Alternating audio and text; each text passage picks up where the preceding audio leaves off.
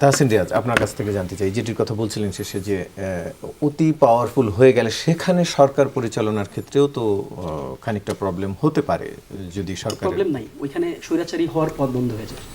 পাওয়ার separation যখন হবে, পাওয়ার check and ব্যালেন্সের মধ্যে যখন থাকবে, যখন পাওয়ারকে কোশ্চেন করার মতন আরও কয়েকটা অথরিটেটিভ বডি থাকবে, তখন আপনি স্বৈরাচার হতে পারবেন না।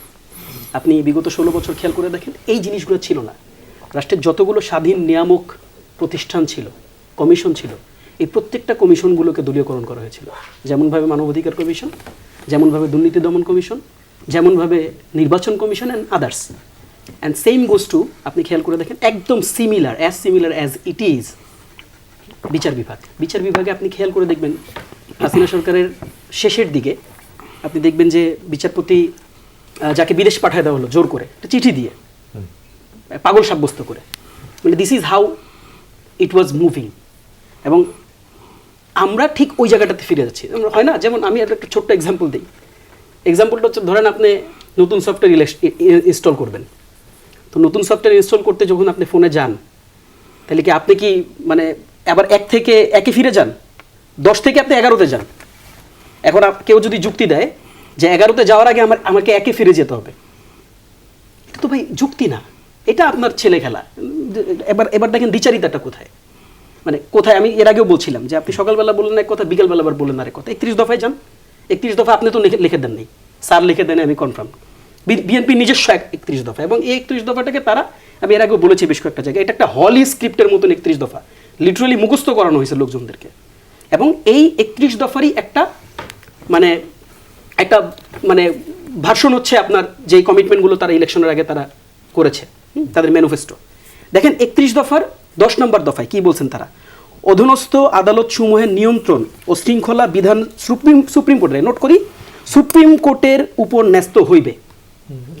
হ্যাঁ, 10-এ সুপ্রিম কোর্টের উপর ন্যস্ত হবে। বিচার বিভাগের জন্য সুপ্রিম কোর্টের নিয়ন্ত্রণাধীন একটি পৃথক সচিবালয় গঠন করা হবে।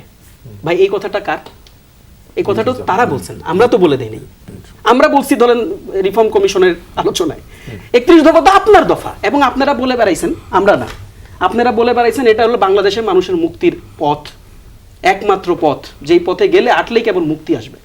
এরপর এবার একটু হিস্ট্রির দিকে আসি। দেখেন 72-এর সংবিধান 116, 72-এর সংবিধানে 116-তে কিন্তু বিচার বিভাগ কমপ্লিটলি ইন্ডিপেন্ডেন্ট ছিল। যখন 4র্থ সংশোধনী, যেই সংশোধনীর মাধ্যমে শেখ মুজিবুর রহমান বাকশাল কায়েম করলেন, ওই সংশোধনীতে এসে তিনি করলেন কি, তিনি বললেন যে এটা আমার অধীনস্থ থাকবে। খেয়াল করেন, লিঙ্ক করে দেই, কোন সংশোধনী? 4র্থ সংশোধনী, যেই সংশোধনীর মাধ্যমে বাকশাল কায়েম করা হয়েছিল। কি রায়ের মাধ্যমে? দেখ, বিচার বিভাগ ইজ কি কম্পোনেন্টস যে কোনো ন্যাশনের জন্য। তিনি এসেই বিচার বিভাগকে তিনি তার অধীনস্থ করলেন। এবার আজকে যে ঘটনাটা ঘটছে, ওই 4র্থ মানে সংশোধনীর এই আজকের পার্টিকুলার যে কেস, এই কেসের সাথে ওই কেসের একটুও পার্থক্য নেই। জিয়াউর রহমান যখন টেক ওভার করলেন, 1979 নির্বাচন হলো, নির্বাচনে এসে তিনি অ্যামেন্ডমেন্ট করলেন, আগেই আইন হয়েছিল। আমি এখানে একটা বড় গোলযোগ আছে, আমি সে জায়গায় যাচ্ছি না, আগেই আইন হয়েছিল। সেখানে তিনি অ্যামেন্ডমেন্ট করলেন যে এটা বিচার বিভাগ রাষ্ট্রপতির অধীনস্থই থাকবে, কিন্তু তিনি প্রধান বিচারপতির পরামর্শ নেবেন। তারপরে খেয়াল করে দেখেন, শেষে এসে হাসিনা আবার এটারে একদম এককভাবে রাষ্ট্রপতির আওতাধীন করলো, এককভাবে। ইন্টারিম এসে একদম ব্যাক টু ব্যাক, আমি যদি আপনাকে বলি, ইন্টারিম এসে 24 আগস্ট 2025 তারা রিট করলো। রিট করার পর তারা চ্যালেঞ্জ করলো, অ্যাজ ইট ইজ চ্যালেঞ্জ করার পর বিচার বিভাগ 3 সেপ্টেম্বর বিচার বিভাগ রায় দিলেন। রায় দিয়ে বললেন বিচার বিভাগের নিম্ন আদালত তো অবশ্যই বিচার বিভাগের মানে সুপ্রিম কোর্টের আওতায় থাকবেই, এবং এই পুরো কার্যক্রম পরিচালনার জন্য একটা স্বাধীন সচিবালয় গঠন করা হবে।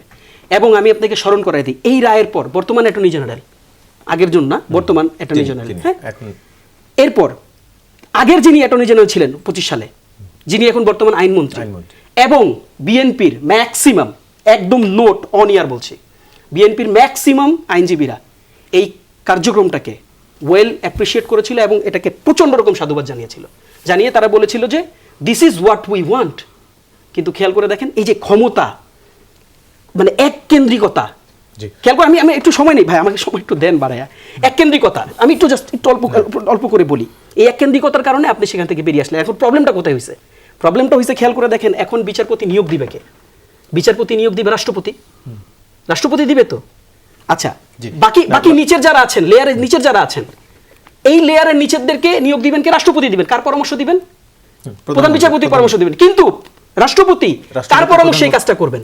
প্রধানমন্ত্রীর পরামর্শে। ওই যে যেই লাউ সেই কদু।